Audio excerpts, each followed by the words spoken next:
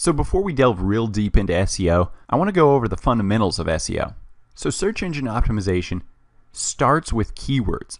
You need to figure out first, what are your top 5 keywords or keyword phrases you want to rank for? So a lot of my clients come to me with 10, 20, 30 keyword ideas. But remember, it's better to rank on page 1 of Google search for a single keyword than it is to rank on page 5 for 9 keywords. So if you have no idea what your keyword is, go out and analyze your competition first using the Google Keyword Planner tool. So once you're logged into your Google AdWords, this is a free add-on to any Gmail. Click Tools, Keyword Planner. Then we want to click Search for new keywords using a phrase, website, or category. If you know your keyword you want to test, great, input it. But let's start with our landing page.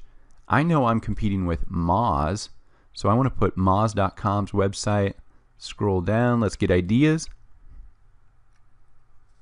And then we click Keyword Ideas. We scroll down. Okay, so keywords scraped from this landing page include search engine optimization tips. There's 1,000 monthly searches. But looking at this high, there's a lot of people competing for this ad on Google AdWords. That's what this column's about, AdWords competition.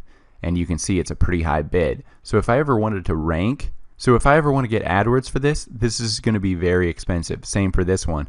Search engine optimization companies, $27 a bid. That's a pretty expensive click.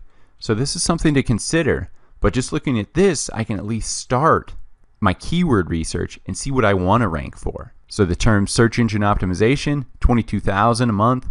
This has nice search volume. This would be a good word to include in an article eventually. But do I want this as my initial homepage name? Probably not, because there's a lot of competition in AdWords for it, and I relate that directly to page competition. Because it makes sense. If there's a lot of people competing for the ad or for the highest ad rank, and they're willing to pay this much, there's obviously a lot of people with this keyword on their website and trying to rank for it. So what I like to do is click competition, rank by low, and then find a nice balance of low competition but higher average monthly searches. Moz local. So we keep scrolling. So let's go to our next. So this is the first one that kind of looks interesting to me. Obviously still a pretty expensive cost per click, but there's low competition. That's low AdWords competition. There's not many pay-per-click advertisers competing for this word. So from my experience, this is directly related to websites using this term as well. But to confirm this, I take this keyword over to 2 other pieces of software. I'll input it into Noble Samurai, and I'll input it into Longtail Keywords Pro. Then I can see the actual competition on that keyword and see if it's worth ranking for it. But as I see it with this free software provided by Google AdWords, the Keyword Planner, that's pretty decent search volume. It's pretty targeted towards what I'm looking for.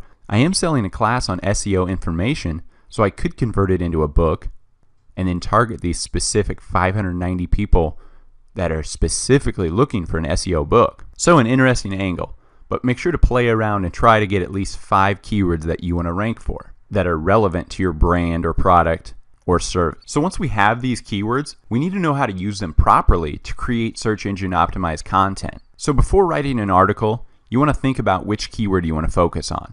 When you create that post or page or article, it should be a minimum of 300 words. Google really frowns on anything shorter because how much content can you actually get out there that isn't just an advertisement in under 300 words? So as a general rule of thumb, try to type your keyword search term into about 1 or 2% of your total text. So in an article of 300 words, you should mention your search terms 3 to 6 times. But this is another area Google has really cracked down on. In the past, people would saturate their articles with keywords and it would just look so spammy, but it would rank their sites high because there were so many occurrences of that keyword. But this is the new rule Google's going for, more at that 1 to 2% of your text using the actual keyword or very similar forms of that keyword.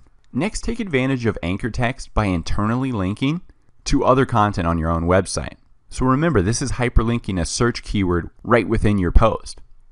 My example I gave to you, Course Envy is the #1 source for top-rated online courses. Online courses is just going to be a link to another page on my own website. So I'm taking advantage of anchor text and showing Google that my website is correlated to that keyword. Another important thing, use photos in your post. And make sure when you upload those photos to add an alt tag for your specific keyword. So in the actual coding, here's an example. I uploaded a photo of a librarian, but the article title is "What is SEO?" I want to input that the alt tag, or what the text will show for this HTML image, is "What is SEO?" And that's my specific keyword for the article as well. Finally, you want to use paragraphs in your post to not only break up the content, but also allow for H2 heading titles throughout the post. So below is an actual image of a WordPress post. So as you can see, I can change the heading title to H2, and this is another element that Google's algorithm looks at. So this is a great place to not only plant that keyword, but also varying forms of that keyword.